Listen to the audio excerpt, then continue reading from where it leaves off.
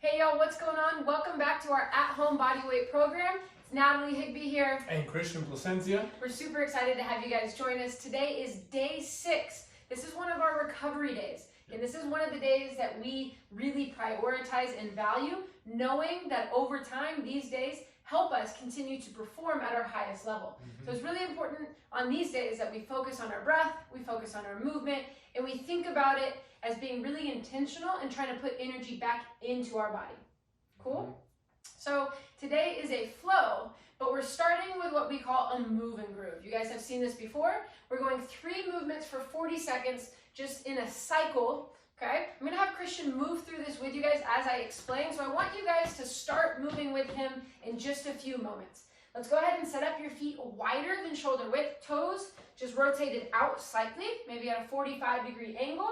Okay, and then from here, it's our sumo squat. So we'll go in 3, 2, 1 as we drop down into the squat position and back up. Now you'll see Christian is pushing his arms in front and pulling his arms back as he moves. You could do the same motion. You could take your arms overhead, but we just want to kind of remind ourselves to keep our chest up.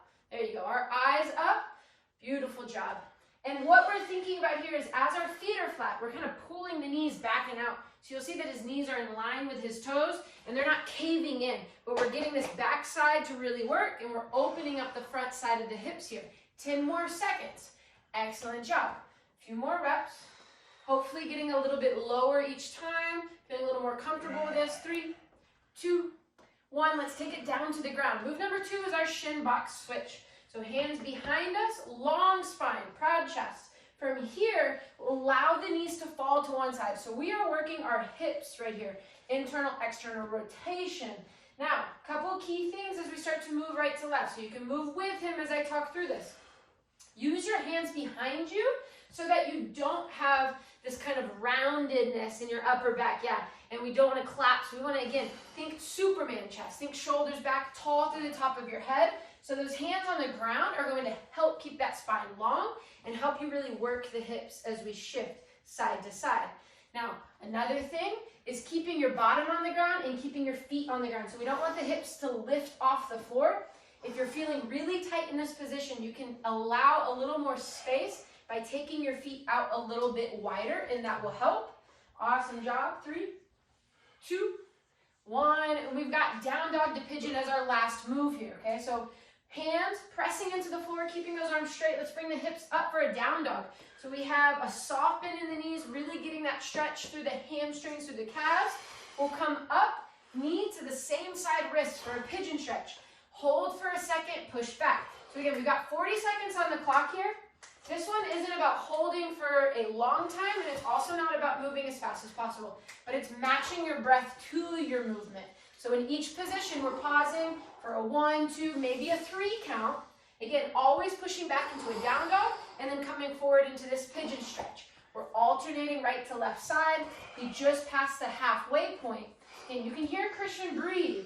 Cue into your breath. Where does it feel good to inhale? Where does it feel good to exhale? Again, that knee comes up to the wrist, that back leg kicks back.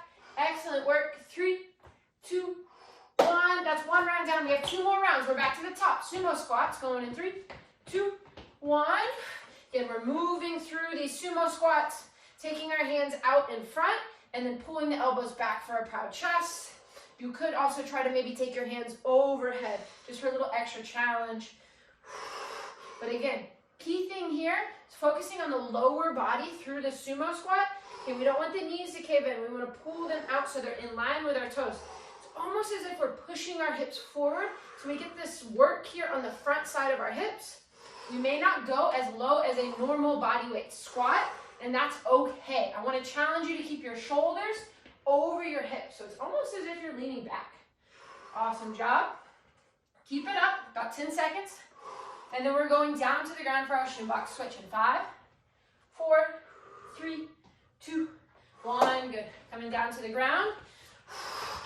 Set yourself up. 3, 2, 1. And again, hands are just behind us, helping us stay tall through this switch. And we're ensuring that our feet are pressing into the floor and our bottom stays on the ground. You can see at the end here, we like to grab our knees and just reinforce this tall posture. Maybe taking a breath in that position and then alternating back to the opposite side. Good work, you guys. About 10 more seconds here, then we'll go back to our down dog 2 pigeon stretch. Beautiful. 5, 4, 3, 2, 1. There it is. Now, press yourself back and up here. 3, 2, 1. From that down dog to a pigeon stretch. Again, we're just going to kind of sink the hip down here, kick the back leg back, and then press our hips back and up as we push our hands into the floor. Again, just pausing for 1, 2, maybe 3 seconds in each position, but not moving too fast, and then also not moving too slow. Awesome work. Keep it up. Coming up on our last 10 here, and then we'll go back to the top. We have one more round. 5, 4, 3, 2, 1. Stand on up. Shake that off for a moment. Back into our sumo squats last time. Going in 3, 2, 1. Here we go. Are you feeling like your hips are starting to open up a little bit more? Big time. Big time. Outside from my hips. Starting to work. Starting to feel my hips and my glutes. Starting to turn on. That's exactly what we want. Again, think about putting more energy into your body. Just getting more comfortable with these movements that maybe we don't do too often. Kind of working on our weaknesses. 5 more seconds. 3, 2, 1. Good job, you guys. Down to the ground, shin box switches. Going here. 3, 2, 1. Let's move. And last time. Nice work. Nice work. If you're feeling really comfortable here, you could just on a couple reps try to take your hands out in front and see if you can keep your spine long. See if you can keep that proud chest. If you start to fold and around here or your feet move out, then no worries. Just come back to your hands behind you, okay? But just kind of check in. Are you able to do it now with your hands out in front? Just take that mental note of where you're at today. Good. 5, 4, 3, 2, 1. Down dog to pigeon last time. 3, 2, 1. Let's move. Let's breathe. Let's take care of our mind, take care of our body today. Really prioritizing recovery days, knowing that they help us be the best athlete, best human that we can be for as long as possible. Nice work. Great job, everybody. Keep it on up, y'all. Doing great. Last movement, last round. Last 10 seconds. Nice. 5, 4, 3, 2, 1. Awesome job. Good work. Awesome work, Natalie. All right, guys. Natalie's been portraying to this already. It's our recovery day. So on these days, we really like to mix up our movements, right? So making sure that we're getting into our tight areas, making sure that we're moving through that so we can become more strong, right? More resilient in those ranges. But now what we're gonna do is we're gonna get into a workout, which is really our flow of the day. So if you've been keeping up with us, you'll know that day 3 and day 6 are usually our flow days.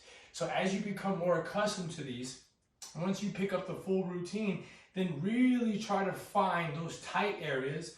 Maybe pause in those areas. Maybe take an inhale, maybe take an exhale. For us, we're always using our breath through dynamic movement. So we inhale, we exhale as we move. But on these ones, once you again find tight spots, pause there. Breathe in that tight position because hopefully over time, those positions will not be as tight anymore, okay? Now, we got 12 minutes of straight movement. Just like we do with any other flow, I give you the first, I give you the second, I give you the third, and then I give you the fourth movement, and next thing you know, we've pieced together a long flow. Sound good, y'all? Natalie's gonna move first. I'm gonna coach through. Once she finishes the full flow, then I'll jump in with you guys. We're gonna go onto the ground. We have our kneeling spinal wave first, okay? So Nat's arms are locked out, hips are back to our heels. Now you're gonna drive your hands, drive your knees into the ground, and let's go into a full spinal wave. So she's gonna slowly pull her spine up towards the ceiling, rounding out the spine towards the ceiling as she allows the hips to fall down.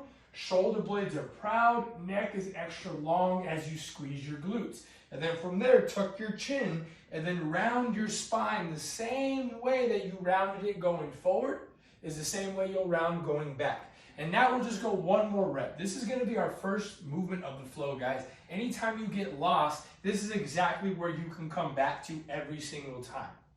Awesome job, Natalie. Now the second movement is our half mountain climber. So Nat's gonna bring one leg, right leg, let's say, outside of her right hand. Boom. Now from here, just like a cat-cow movement, Nat is gonna round and then pull her spine up long, trying to pull her hips up towards the ceiling. As you're there, you're gonna take a big inhale as you push your elbow into your knee. And then as you exhale, round out your spine and push yourself all the way back into a child's pose. And then same deal on your next leg. Left leg outside your left hand. Again, from around it, you're gonna pull into an extended spine. You're gonna push your elbow, front elbow into your front knee as you inhale. And then exhale, round out your spine. Press on back, and then let's keep going through the flow. Y'all remember movement number one? Our kneeling spinal weight. So we always come back to that. This is always number one, okay? Then from there, movement number two, half mountain climber. Pelvis up, chest up. Find your front elbow into your front knee as you inhale. Exhale, round out your spine. And Nat has said this before. We usually breathe with our chest. When you push your elbow into your knee, you take your inhale, try to fill up through the side of your body, down here near your belly, okay? Again, inhale, exhale, beautiful. Now, Nat's gonna keep going through the flow. When she gets done with her next half mountain climber, I'm gonna show you guys the third piece to this flow, okay? It's gonna be called our front hip twist. So Natalie pulls her pelvis up, chest is up, she inhales. Now she's gonna hold here for her exhale, right? Now, after your exhale, you're gonna allow your front knee to rotate. So you're gonna rotate onto your pinky toe. Your big toe will come off the ground. The inside of your ankle will come off the ground as this knee tries to widen. Again, you're gonna pull your hips up towards the ceiling. Big inhale, exhale, before you bring your foot flat, and then you can switch up sides from a child's pose. Again, movement number two, half mountain climber, pelvis up, chest up. Find your elbow into your knee. Big inhale, exhale. And then from there, rotate on top of that front foot. So now you're just on your pinky toe. Again, pelvis and hip up towards the ceiling as you push your pinky toe down. Inhale, exhale. Awesome work, everybody. We'll go foot flat and then press on back. And guys, that's our flow so far. Kneeling spinal wave is number one. Half mountain climber on each side is number two. The third portion is after you go pelvis up, chest up, after you press the elbow into your knee, then you're gonna open up with your front foot. Inhale, exhale with your open foot, and then you'll do the same deal next side. Again, half mountain climber, pelvis up, chest up, elbow into your knee, inhale, exhale. On the exhale, you'll rotate over your pinky toe. Remember, push your pinky toe down, pull your hip bone up as you inhale, exhale. And then now, as you press on back, we're gonna go all the way back into a child's pose. Before you go through your kneeling spinal wave, here's the last part. Bring your right leg up again. You're gonna go into a half mountain climber. Now here, again, pelvis up, chest up. And then what we're gonna do now, guys, is we're gonna take our knee and our hip bone and our spine back behind us into a hamstring bow stretch. So again, you can see Natalie's front foot right now is still flat. She's pulling her hip bones up towards the ceiling and back behind her. You feel that in the hamstring, Natalie? Mm-hmm. Beautiful. She inhaled, exhaled, and then she's gonna pull everything back forward, and then she's gonna switch up sides, guys. Again, this is the last part of our flow. Pelvis, our foot comes up, pelvis up, chest up, and remember your knee and your spine and your hip pull up and back. This front foot here never comes off the ground. Try to push your big toe into the ground to make sure your front foot stays flat. Once you inhale, exhale, Then she's gonna go foot back, and guys, we are gonna go through the whole flow. We got about 8 more minutes left right here, guys. I'm gonna jump in with you, okay, Natalie? First thing we got, guys, kneeling spinal wave. This is definitely one where, again, we're doing this on our tile floor, but I highly recommend if you have a yoga mat, if you have a blanket, a pillow, something, because our knee stays on the ground for pretty much all of this. It's going to be more comfortable if you have that.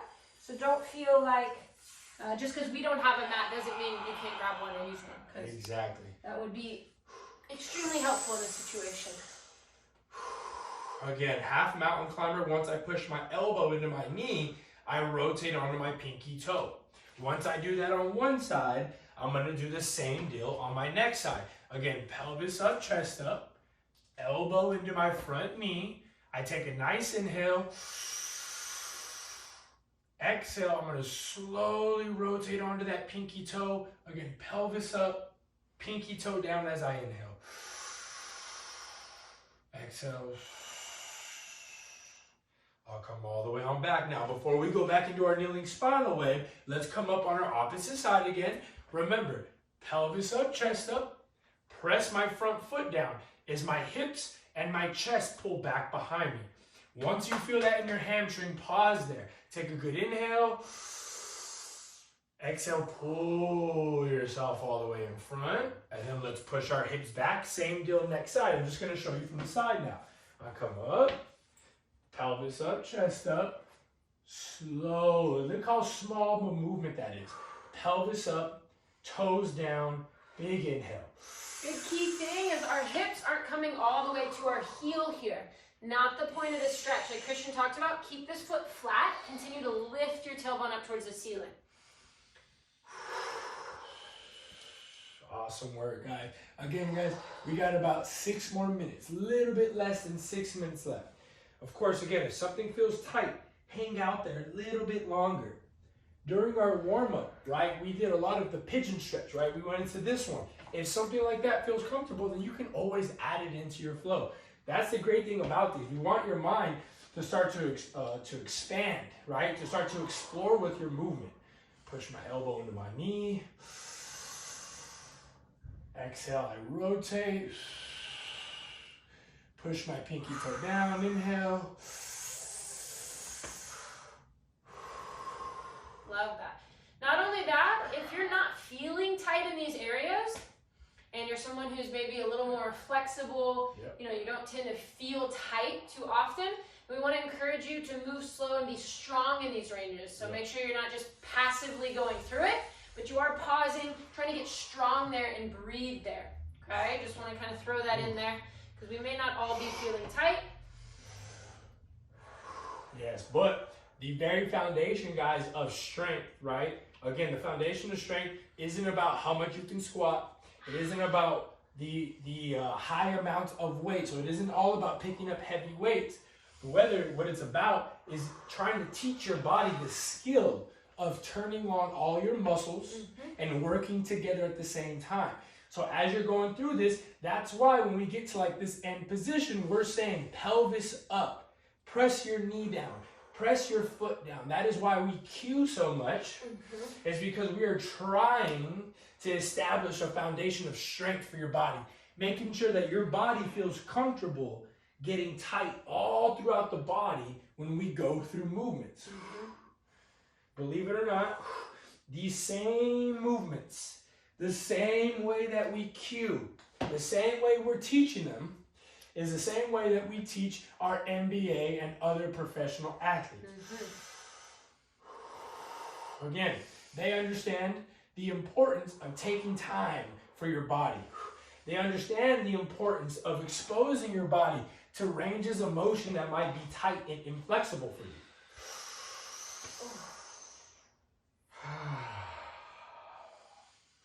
And the earlier you can start this practice, the better. The earlier, the better. But it's also never too late for parents, coaches, family members.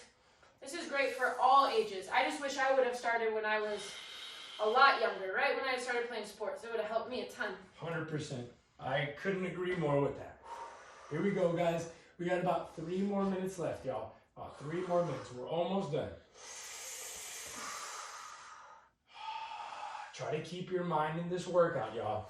Do not let your mind wander about what you got coming up next, about maybe some worries that are going on through your life right now. Again, just stay in the moment.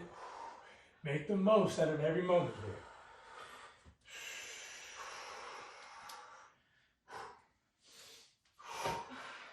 So it's kind of like a moving meditation. Exactly. I like that title. Mm-hmm.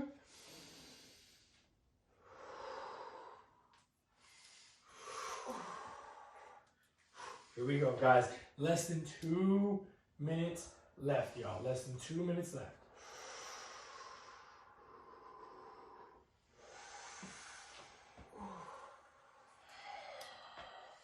Awesome work, everybody. We're almost there, everyone.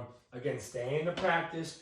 Keep breathing through your motion. Whenever something feels tight, pause there. Hang out there a little bit longer. Let your body really understand what we're trying to get out of this movement. Mm-hmm.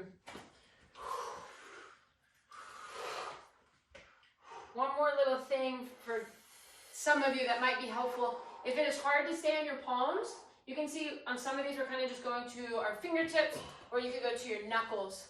Okay, so just little something, or if you have some blocks, you can even use some blocks if you're feeling extra tight. 100%. Nice job. Guys, last 60 seconds here.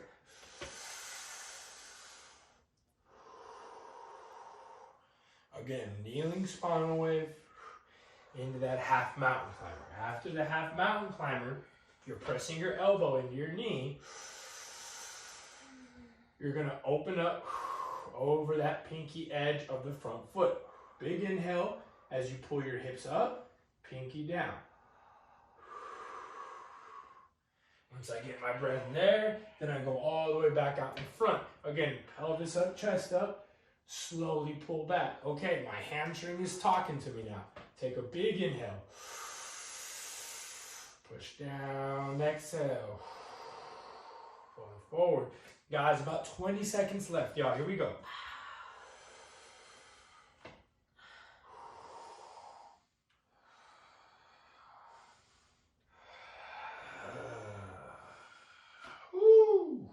Great job, everybody. Mm-hmm. Take a second to breathe.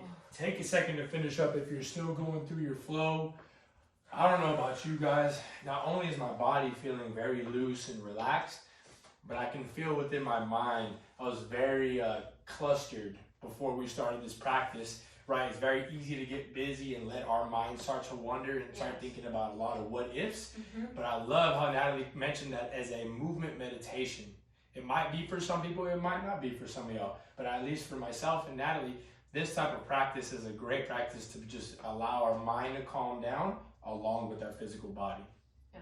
Thank you guys for joining us with that flow. Natalie's going to go ahead and just take you through our last breathing practice, book of the month, and then we'll be done for the day.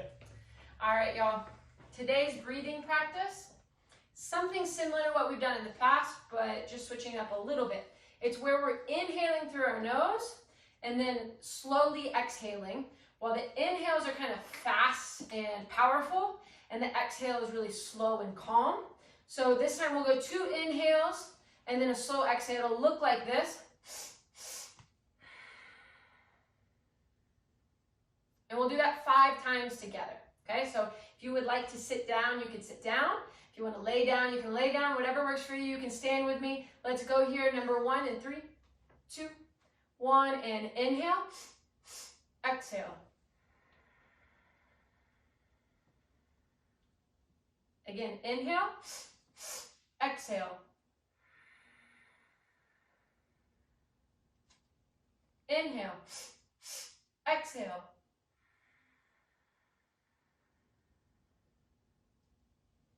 Inhale, exhale.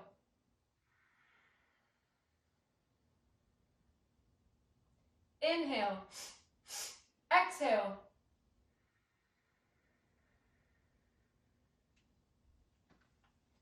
Awesome job. Just go ahead and reset your breath. Breathe as you normally would. Hopefully feeling a little more calm, a little more at peace, like Christian spoke to. body's feeling good, our mind is feeling clear. We want to leave these days feeling better than when we started, right? We don't want to leave being exhausted every day. Being exhausted at the end of every workout does not necessarily make it a good workout. So again, these days are key, and it's important that we teach our body that these days are good for us, right? We got to kind of wrap our mind around that it's okay to slow down sometimes. And that can be difficult to do, but I know you guys are doing an excellent job. I know you guys are working hard, so we appreciate that. We just want to leave you with this, the reminder about the book of the month. The book of the month is called Mind Gym. If you can't get your hands on a copy of it, you might be able to find it to where you can listen to it, but we'll be posting about it. We'll be talking about it. I'll be pulling some quotes from it as well, just to share some key things that, resonate with us. But it's all about training our mind and making our mind more resilient. That plays into making our physical body and making our practice or our play more resilient and better as well. Thank you guys for joining us. We'll see you tomorrow.